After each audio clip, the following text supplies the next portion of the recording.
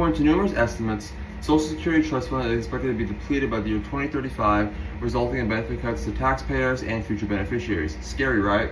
Well, that is why we need numerous reforms in order to make the Social Security Trust Fund more solvent, so taxpayers and beneficiaries can receive the same benefits that generations before them had also received.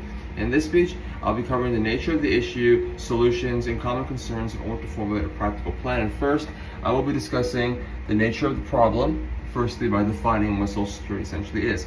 And Social Security essentially is a pay-as-you-go system. This means current workers, also known as contributors, pay for current beneficiaries.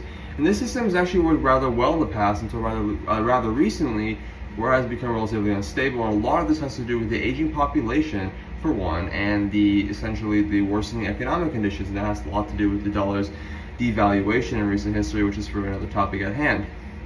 This is also why 2035 is the estimated date when the Social Security Trust Fund is to be depleted, as cited by the Social Security Administration themselves, and I read per verbatim.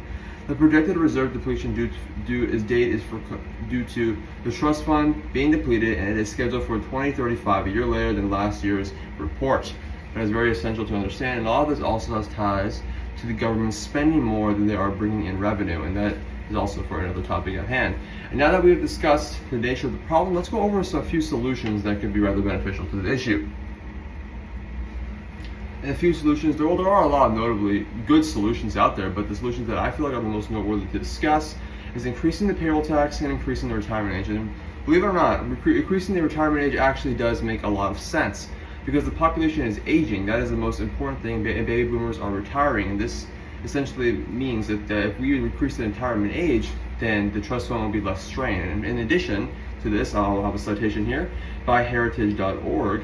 Benefits of older workers in the workforce extends beyond Social Security solvency, and the additional increase of Americans would earn in older workers' wisdom and experiences provides valuable insights and mentorship to young workers. And today's labor market affords increasing opportunities for older workers to be at ease with after retiring. It is very important to understand this. In addition, increasing the payroll tax would also be beneficial because it would provide an immediate source of revenue despite the economic fluctuations that may come with it initially. And I read this per verbatim by the Center of Budget and Policy Priorities.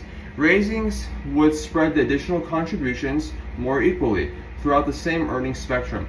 Any of the other options would ensure that Social Security can pay benefits for generations to come. Now, while the benefits have been discussed, we are going to be going over the negatives that could come from these very good policy solutions. But there are some negatives to this, and I will be going over them as we speak. And that is, well, for starters, raising the retirement age. While there are benefits to this, raising the retirement age can disproportionately affect low-income individuals for numerous reasons, most notably being that the benefits will comprise of a much larger percentage of their income. That is very negative.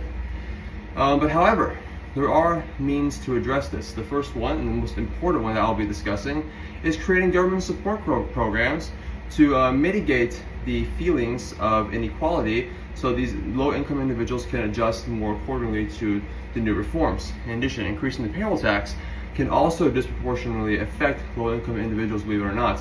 While there are a lot of benefits to that, if done incorrectly, it is poor. But what I propose is a good solution to the plan, and that is making a progressive taxation system. A progressive taxation system essentially taxing the higher income individuals more than the low income individuals in order to proportionally and ethically distribute funds properly into the trust fund. That is my solution.